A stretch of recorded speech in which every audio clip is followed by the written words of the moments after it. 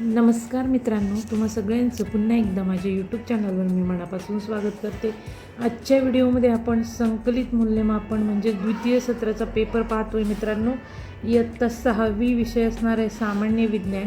येणाऱ्या परीक्षेच्या दृष्टीने आपण तयारी करून घेत आहोत. मित्रांनो, हा तुमच्या सिलेबसवर आधारित पेपर आहे.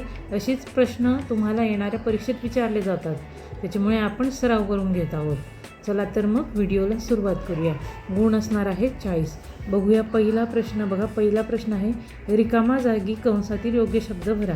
त्यातलं पहिलं आहे मित्रांनो, पदार्थाच्या अंगी असणारी कार्य करण्याची क्षमता म्हणजे टिंबटिंब होय, तर ते काय असते? ऊर्जा. दुसरं बघा, प्रकाशाचे नैसर्गिक उगमस्थान टिंबटिंब आहे, तर ते काय आहे? सूर्य. तिसरं आहे राष्ट्रीय विज्ञान दिवस म्हणून टिंबटिंब हा दिवस साजरा केला जातो, तर कुठला दिवस साजरा केला जातो मित्रांनो? 28 फेब्रुवारी. आणि बघा, चुंबक टिंबटिंब दिशेत स्थिर राहते, तर ते कोणत्या दिशेत? दक्षिण उत्तर. असं चुंबक स्थिर राहत असेल. वळूया पुढच्या प्रश्नाकडे. प्रश्न पहिल्यातलं ब आहे मित्रांनो, खालील कामे करण्यासाठी कोणती यंत्रे वापराल आणि त्याचे प्रकार लिहा. फक्त 3 गुण आहेत. 6. डब्याचे झाकण काढणे, याच्यासाठी कुठलं यंत्र वापरणार मित्रांनो आपण? तर त्याच्यासाठी वापरणार आपण ओपनर. आणि यंत्राचा प्रकार कोणता आहे मित्रांनो? हा तरफ. दुसरं, भाजी चिरणे, याच्यासाठी आपण विळी किंवा चाकू वापरू. विळी किंवा चाकू, बरोबर. आणि ह्या यंत्राचा कुठला प्रकार आहे? तर आहे पाचर, म्हणजे साधे यंत्र. नंतर विहिरीतून पाणी काढणे, कशाचा वापर करू मित्रांनो आपण? कप्पीचा. आणि कोणतं यंत्र आहे हे? साधे यंत्र आहे, बरोबर. आणि पापड भाजणे, कशाचा वापर करू? तर चिमटा. आणि चिमटा कशाचा प्रकार आहे? हा सुद्धा आहे तरफचा प्रकार. बघूया पुढचे प्रश्न मित्रांनो. बघा, प्रश्न दुसरा आहे ब जोड्या लावा, गुण असणार आहे 4. तर बघा, घरंगळणारा पदार्थ, तर त्याच्यात कुठली ऊर्जा असते मित्रांनो? तर ती असते गतिज ऊर्जा. अन्नामध्ये कुठली ऊर्जा आहे? ती आहे रासायनिक ऊर्जा. त्याच्यानंतर ताणलेला धनुष्यबाण, याच्यात आहे स्थितीज ऊर्जा. आणि सूर्यप्रकाश, याच्यात आहे उष्णता ऊर्जा. वळूया पुढच्या प्रश्नाकडे. प्रश्न ब, गतीचा प्रकार ओळखा. फक्त 4 गुण असणार आहे. 4. बघा, त्यातलं पहिलं आहे मित्रांनो, पृथ्वीचे सूर्याभोवती फिरणे. तर यामध्ये कुठली गती आहे मित्रांनो? तर ती आहे नियतकालिक गती.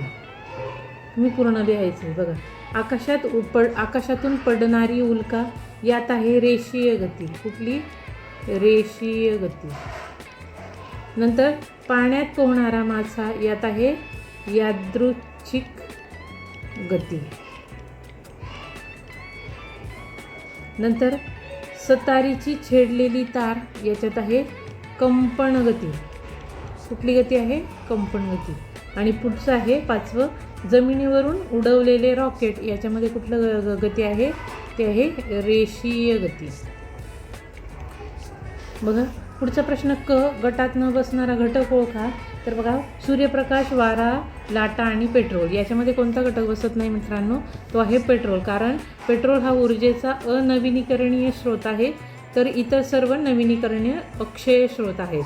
बघा पुढे, चंद्र, पृथ्वी, शनी, मंगळ, याच्यामध्ये जो चंद्र आहे हा गटात बसत नाही, कारण चंद्र हा उपग्रह आहेत, इतर सर्व ग्रह आहेत. बघा, प्रश्न तिसरा आहे कोणता चुंबक वापराल? गुण असणार आहे ते. तर बघा, कचऱ्यातून लोखंडी पदार्थ वेगळा करण्यासाठी आपण कुठलं चुंबक वापरू? तर त्याच्यासाठी वापरू आपण विद्युत चुंबक, बरोबर. तुम्ही जंगलात वाट चुकला आहात, कुठलं? होका यंत्र वापरू. होका यंत्र.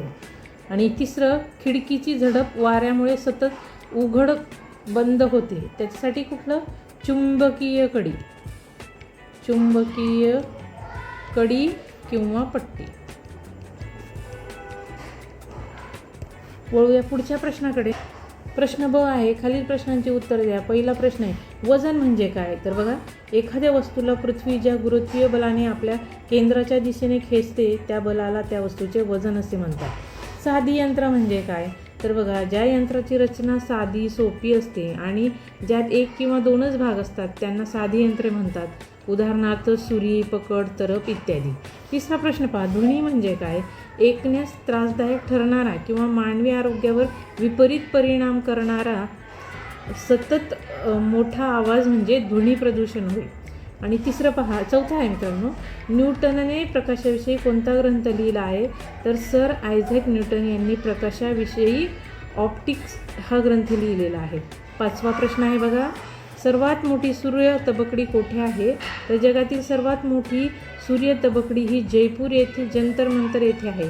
तिला सम्राट यंत्र असेही म्हणतात. प्रश्न क आहे मित्रांनो, उत्तराच्या योग्य पर्यायाला गौर करायचं आहे. तर बघा, चुंबकाच्या साहाय्याने वीज निर्मितीचे तंत्र कोणी विकसित केले? पर्याय आहेत मित्रांनो, मॅग्नेस, Isaac Newton, Edwin Hubble, Michael Faraday. तर त्याचं उत्तर काय असणार आहे? Michael Faraday. दुसरं आहे, सूर्यमालिकेत एकूण किती ग्रह आहेत? तर बघा, पर्याय आहेत 8, 9, 12 आणि 7. तर बघा, मुख्य ग्रह किती आहेत? ते आहेत 8. आणि सूर्यात सर्वात जास्त उपग्रह असलेला ग्रह कोणता? तर तो आहे शनी. बरोबर. आता बघा, पुढच्या प्रश्नांची उत्तरं पाहूया. प्रश्न चौथा, असे का गुण असणार आहे 3. त्यातलं पहिलं बघा, यंत्रांना वेळोवेळी तेल दिले जाते. तर बघा, उत्तर आहे, यंत्रांचे विविध भाग एकमेकावर घासले गेल्यामुळे घर्षण निर्माण होते. हे घर्षण कमी करण्यासाठी, यंत्राची झीज टाळण्यासाठी आणि ते अधिक कार्यक्षमतेने व सुरळीत चालण्यासाठी यंत्रांना वेळोवेळी तेल दिले जाते. दुसरं आहे बघा, कॅरम बोर्डवर पावडर टाकतात. कॅरम बोर्डवरचा पृष्ठभाग गुळगुळीत करण्यासाठी पावडर टाकतात. त्यामुळे ट्रॅकर, सोंगट्या आणि बोर्ड यांच्यातील घर्षण कमी होते. परिणामी सोंगट्या बोर्डवर सहजपणे घसरू शकतात. प्रश्न तिसरा, प्रवासी बॅगांना चाके असतात. जड बॅग उचलून नेण्यापेक्षा किंवा ओढण्यापेक्षा ती चाकांवरून नेणे सोपे जाते. याचे कारण असे की लोटणारे घर्षण हे सरकणाऱ्या घर्षणापेक्षा कमी असते, त्यामुळे श्रम कमी लागतात. प्रश्न ब आहे, काय करावे ते सांगा. तर बघा, परिसरातील कारखान्याच्या मोठ्याने आवाज येत असेल तर बघा, आपण आपल्या कानांच्या संरक्षणासाठी इयर प्लग्स वापरू शकतो. तसेच ध्वनी शोषून घेण्यासाठी कारखान्याच्या आजूबाजूला दाट झाडे लावण्याचा सल्ला देऊ शकतो किंवा कारखाना प्रशासनाला आवाज कमी करणारी यंत्रणा बसवण्याची विनंती करू शकतो. प्रश्न पहा पुढचा, ऊर्जेचे रूपे कोणती? गुण असणार आहे 2. तर बघा, ऊर्जेची कोणती रूपे आहेत? तर बघा, यांत्रिक, नंतर उष्णता, नंतर प्रकाश, ध्वनी, रासायनिक आणि विद्युत. ही काय आहेत? ऊर्जेची विविध रूपे आहेत. आणि बघा, शेवटचा प्रश्न आहे मित्रांनो, ब वर्गीकरण गुण आहेत 3. तर बघा, यात साधी यंत्रे आणि गुंतागुंतीची यंत्रे. तर बघा, साधी यंत्रेमध्ये कुठलं येईल?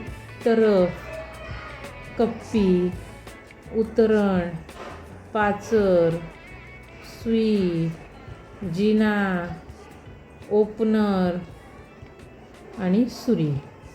ही साधी यंत्रे आहेत. तर शिवण यंत्र, पवनचक्की, सायकल आणि क्रेन ही आहेत गुंतागुंतीची यंत्रे. चला तर मित्रांनो, आजच्या व्हिडिओमध्ये इथेच थांबूया. व्हिडिओ आवडल्यास लाईक, शेअर, कमेंट करायला विसरू नका. चॅनलवर पहिल्यांदा आला असाल तर चॅनल नक्की सबस्क्राईब करा मित्रांनो. आपल्या चॅनलवरती असेच नवनवीन व्हिडिओ मी तुमच्यासाठी घेऊन येत राहील. व्हिडिओ पाहायला तुम्हाला जरी 2 मिनिटाचा वाटत असला मित्रांनो, पण त्याला बनवण्यासाठी लागणारा वेळ हा जास्त असतो. त्याच्यामुळे जर तुम्हाला हा व्हिडिओ फायदेशीर ठरत असेल किंवा तुम्हाला या व्हिडिओतून कुठलीही एका नवीन गोष्ट तुम्हाला शिकायला मिळाली असेल तर आपल्या व्हिडिओला लाईक, शेअर केल्याशिवाय जाऊ नका. व्हिडिओ पाहिल्याबद्दल तुम्हाला सगळ्यांचे मनापासून धन्यवाद.